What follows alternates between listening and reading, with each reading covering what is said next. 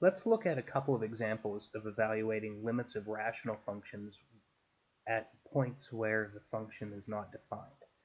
So remember, a function is continuous if you can evaluate the limit simply by plugging in the value x is approaching. Polynomial functions are always continuous. If you want to know the limit of a polynomial function as x approaches 3, all you have to do is plug a 3 in. The same is often true of rational functions, like this one, except if you're trying to evaluate the limit at a point where the denominator would be 0, because then the function won't be defined, and so you can't plug in the number. That's what's going on here. We have a rational function, but we're trying to take the limit as x approaches 1, and if we actually plugged in a 1, the denominator would be 0, so that's no good. However, we can still reason through what the limit would be.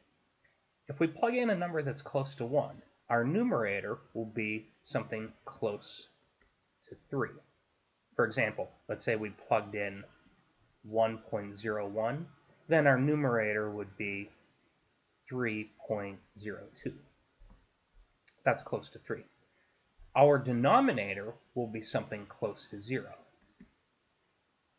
In this case, if I plugged in 1.01 and then subtract 1 from that, I'd get 1.01 minus 1 is 0.01. And if you actually calculate that, 3.02 divided by 0.01, you're going to end up with 302. Notice what's happening. The numerator is close to 3, but because the denominator is small, the fraction ends up being very big. In fact, if we plugged in a number that's even closer to 1, we'd end up with a denominator that's even closer to 0, which would make the entire fraction even bigger. What's happening here is that the numerator stays approximately 3, the denominator gets smaller and smaller, so the fraction gets bigger and bigger, and it approaches infinity. So we would say the limit of this function is infinity. Now there's something important to note here.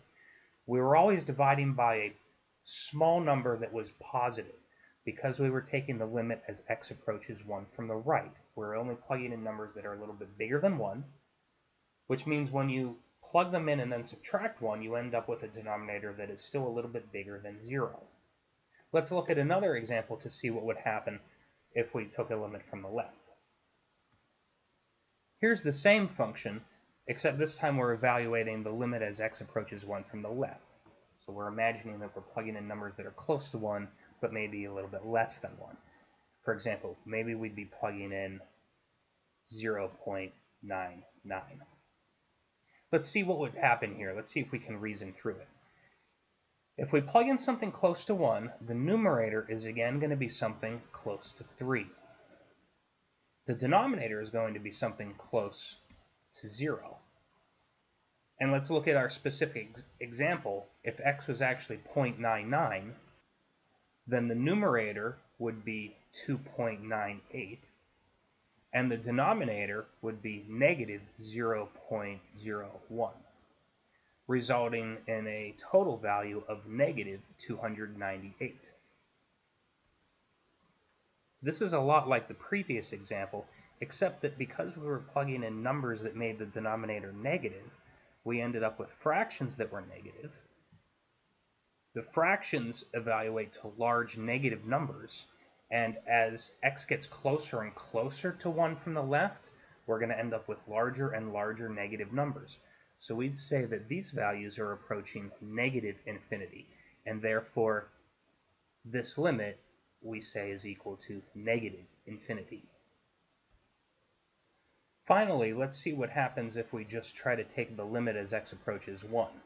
Well, we already figured out that if we let x approach 1 from the right for this function, we end up with a limit of infinity. But if we take the limit as x approaches 1 from the left for this function, we get something else. We get negative infinity. When that's the case, the limit from the left and the limit from the right are not the same. Recall that we say that the limit does not exist.